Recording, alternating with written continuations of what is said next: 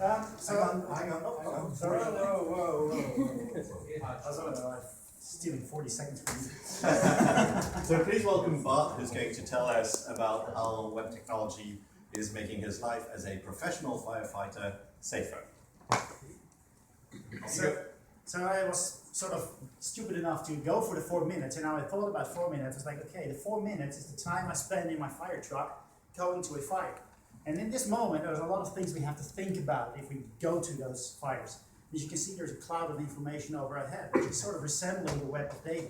If we go to an incident and think, what could we get from the web of data? So if we go to a building fire and get data from buildings from the web. This is probably the pictures you can draw from the city of Amsterdam where I work. The only problem is that for firefighters, their picture is slightly different. This is what we see. Not only the building is seriously on fire, the detail of this picture is actually that it was a normal house which contained an illegal hostel. So this is not what you can find on the web, because that's illegal. The second thing was that my reality and my job, that 2 people got killed in this fire. The problem is that we want to use a lot of public and open data available, but we would like to see that we can make it better to use for us.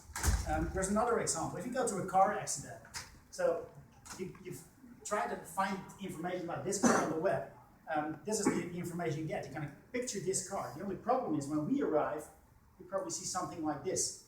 The characteristics between the car and this picture, although it's the exact same car, colors don't really come out, although it's the exact same car, the characteristics are completely different. On the first picture, there's still interesting information for us, but we need to be able to extend that a bit more and make our own statements about this information. So what we encounter as well is in incidents and accidents you actually never thought for possible.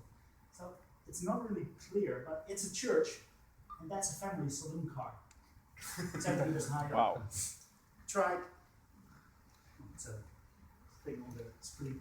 Try to find some information about that on the web. Probably you will never find anything, and people wouldn't believe you on this accident if you didn't show their picture. So what we actually would like to have is by the time we go in those 4 minutes to an incident, that this information we go in and have in our head is actually a bit more structured. About 5 years ago, I started looking into what the possibilities would be of using linked data and the linked open data cloud of a lot of government information available. So we're doing that right now. I started to run my own company in Edge. We're a W3C member and very much into the linked data and the data on the web track. We're not researchers because we use so many technology. A lot of people think you come from a research field. We're engineers. We solve problems. Now, that's me on the lower right corner solving this problem, a simple house fire. This is like standard work for us. Standard works like that for us too.